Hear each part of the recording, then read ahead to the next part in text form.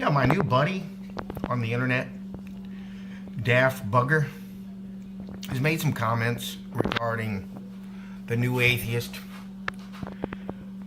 and some comments that I've made in regards to faith and faith-based systems. And it's been some provocative discussion. I've enjoyed talking to him on the internet, chatting with him. But in my opinion, the greatest faith-based problem that we have, as James Burnham says, if you don't have a solution, you don't have a problem.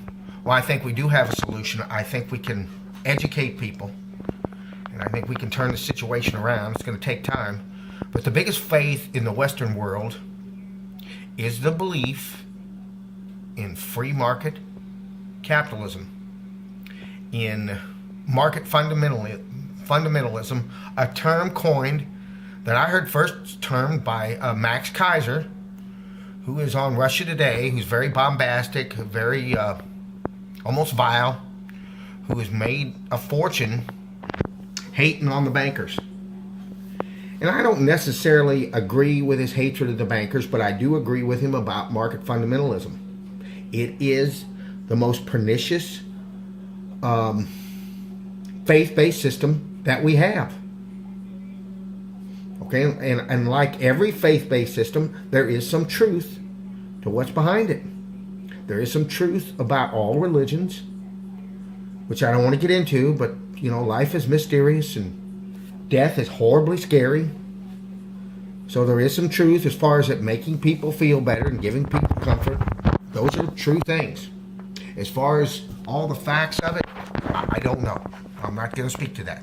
But there is a truth that if you paid everybody the same thing and somebody works really hard and they get the same thing as somebody who doesn't work at all, that might not be good.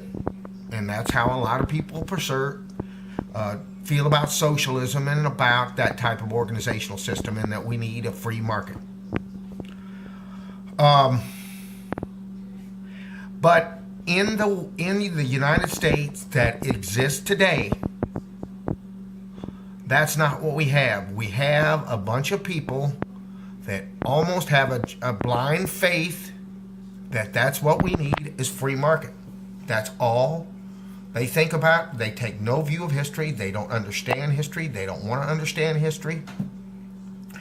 I'm going to give the example. I was watching Fox News, their lineup, where they have a block that comes on, I believe it's 9 o'clock in New York on Saturday, and I apologize. It's 10 o'clock in New York on Saturday, runs to 11 o'clock in New York, and then it runs through, and it's 7 to 9 in California, where I grew up, where I saw it. And they have a block of pretty much free market fundamentalists who just go on and on about how we need the free market. And these people do not understand economics, plain and simple.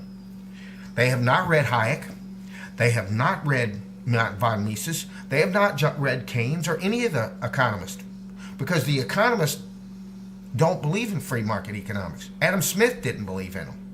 Adam Smith clearly said that when a bunch of business people get together in a meeting, that they're conspiring against the public. That's what he said. He didn't believe it was all the answers.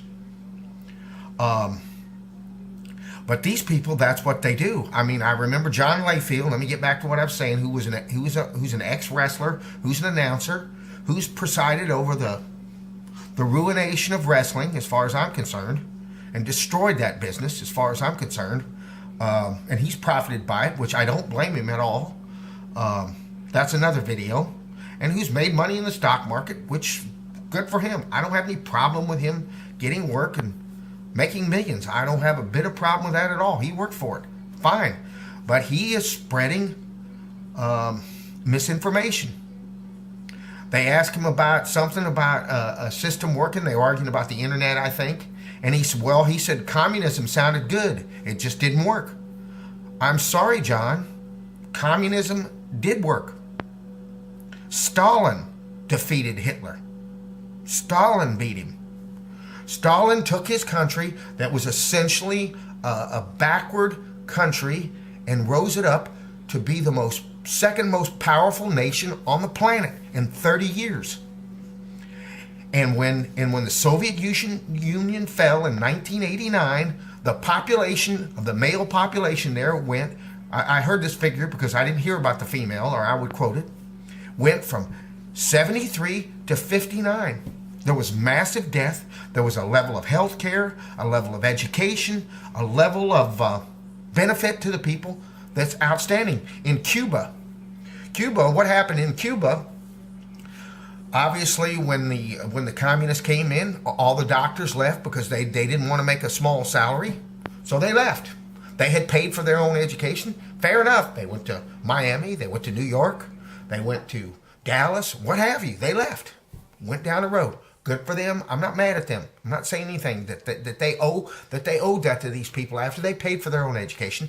But Cuba went in, trained their own doctors, and now Cuban doctors are being sent all over the world to help. They're helping with the Ebola. So in that regard, communism worked. Okay. I had 13 broken bones. 7 broken bones and 13 surgeries on military hospitals. A military hospital is a communist organization.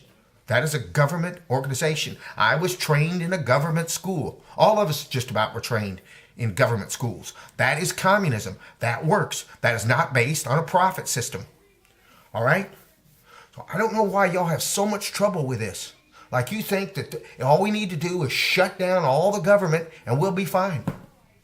And to me, as Mr. Daft Bugger was talking about religion being pernicious, I don't think so. I think this idea that people don't understand their own history, they don't understand what's happening, they're the most worrisome people out there today. Not people that believe Jesus Christ is their Lord and Savior, not people that believe Allah is wonderful. Maybe that's the way it is in the middle, but I don't think so. I think these people who have no idea about their own history and about how to create economic prosperity, they're the people that I'm most concerned about.